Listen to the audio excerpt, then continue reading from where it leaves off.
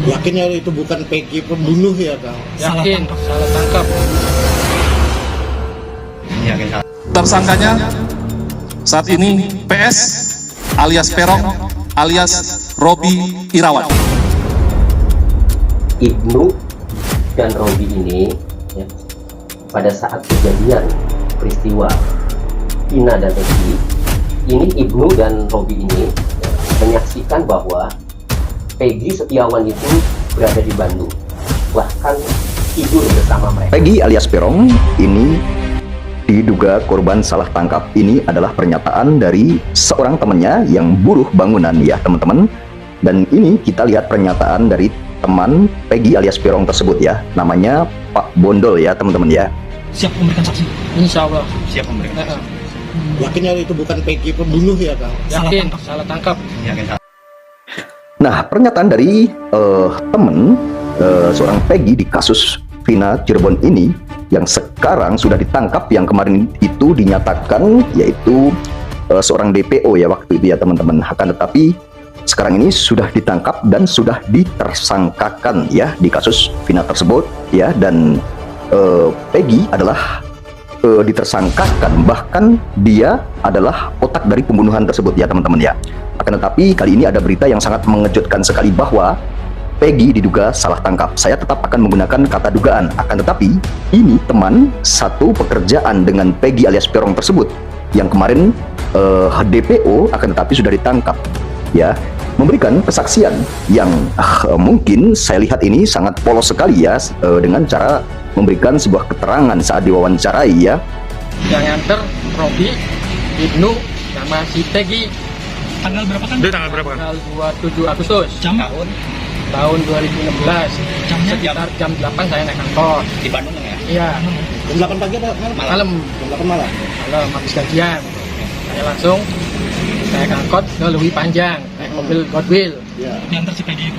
Si Peggy-nya sampai ke angkot aja, nggak ke langsung terminal. Artinya Peggy saat itu memang ada di Bandung ya? Iya, masih ada di Bandung. Oke. Terus saya naik Godwill bis, udah dapet saya sekitar jam 11-an lebih atau kurang lah, sampai ke Cirebon di kilometer 202 turun saya.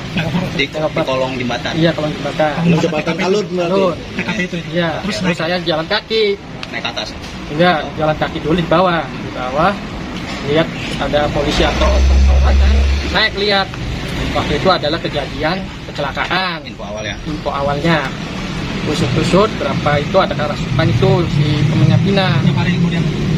Beberapa hari setelahnya? Ya lupa tuh itu. Langsung si Peggy pelakunya aja. Peggy itu digerebek sama polisi itu malam. Saya nggak tahu jamnya apa. Terus saya main ke rumahnya, bener enggak? Saya main ada ibu Kartininya, ibu Peggy-nya. Beliau mengatakan bahwa Peggy ini adalah salah tangkap ya teman-teman. Kenapa teman-teman? Kita akan lihat kronologisnya, kenapa ceritanya jadi seperti itu. Jadi pernyataan dari kawan Peggy alias Peron ini waktu saat ya kejadian di tanggal 27 Agustus tahun 2016 ya. Pak Bondol ini adalah satu pekerjaan dan di situ mereka buruh bangunan ya di saat kejadian Vina meninggal tersebut. Dia di situ bekerja bersama Peggy, bersama Ibnu, bersama Robi ya. Robi itu adalah adik dari Peggy ya, yang sekarang sudah ditetapkan sebagai tersangka ya teman-teman ya. Dan di situ dia memberikan keterangan yang sangat mengejutkan. Ternyata dia itu pulang dari tempat pekerjaan tersebut karena dia itu tidak betah selama kerja 1 minggu di situ ya. Sama-sama buruh bangunan di situ dan satu pekerjaan ya. Dan di kejadian tersebut dia pulang dan diantar ke Lewi Panjang ya, tentunya ke tempat untuk menuju ke Cirebon ya, ke tempat yang ada mobil atau kendaraan yang menuju ke arah Cirebon yang adanya itu katanya di Lewi Panjang. Dan 3 orang tersebut mengantarkan sampai ke tempat tujuan Pak Bondol itu pulang kan gitu ya ceritanya. Jam 8 pagi apa malam? Malam. Jam 8 malam. Malam habis gajian. Saya langsung naik angkot ke Lewi Panjang, naik mobil Godwill. Ya. Diantar si Peggy itu. Si Peggy-nya sampai ke angkot aja, nggak ke langsung terminal. Artinya Peggy saat itu memang ada di Bandung ya? Iya, masih ada di Bandung. Oke.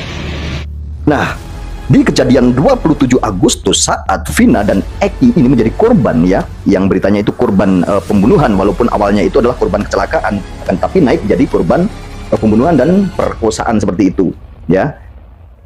Peggy alias Perong tersebut ada di Bandung saat itu kesaksian dari Bapak Bondol temannya Egi tersebut, dan mungkin terserah kalian semua yang mau menilai apakah itu ada persekongkolan atau pernyataan-pernyataan itu adalah benar dan memang kejadiannya seperti itu atau sebuah konspirasi atau persekongkolan ya. Silahkan teman-teman yang menilai ya.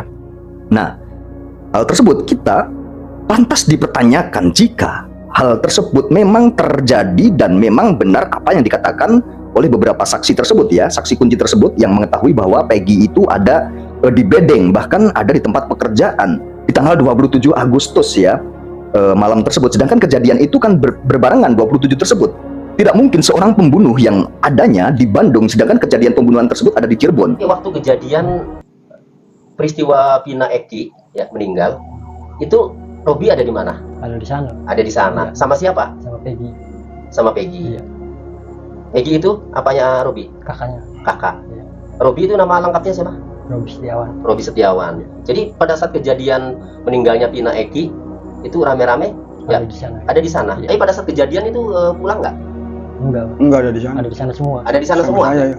Oke. Iya. Nah, Pak Bondol Pak menjelaskan Bondol. bahwa setelah kerja seminggu Iya. ya, kemudian Pak Bondol itu tidak betah, Iya. kemudian pulang. Pulang. Betul. Betul. Nah, pada saat pulang Hmm. mau pulang ke Cirebon, Iya. itu yang nganter Pak Bondol itu siapa? Robi, Inu, Peggy. Peggy. Iya. Itu Iya. diantar Diantar ke mana? ke jalan aja, ke Ke jalan. jalan. Mobil, ada mobil. Ada mobil. Hmm. Terus Bondolnya naik mobil. Naik mobil. Peggy sama Robinya pulang. Peggy sama Robi, Pulang ke bedeng. Peggy, Robi, Ibnu Pulang ke bedeng semua. pulang ke Benang semua. Kemudian Peggy pulang nggak? Enggak pulang. Ada di sana, Pak. Sama Ada? saya. Ada Iya. sama Tidur sama saya, Robi. iya. Sama si bapaknya Rudi ada di sana. Oh. Parman, Mm-mm. Suparman. Apakah ia bisa membunuh seseorang dengan jarak jauh? Itu menurut saya tidak masuk di akal dan tidak masuk logika menurut saya ya. Tidak bisa diterima dengan akal sehat ya teman-teman ya. Dan ini pernyataan-pernyataan yang mengatakan bahwa Peggy ini salah tangkap. Teman-teman mungkin bisa lihat di komentar ya, di video-video yang saat penangkapan Peggy atau saat pers atau saat rilis ya, polisi ya dari Polda Jabar ini merilis ya atau disiarkan secara pers ya gitu ya.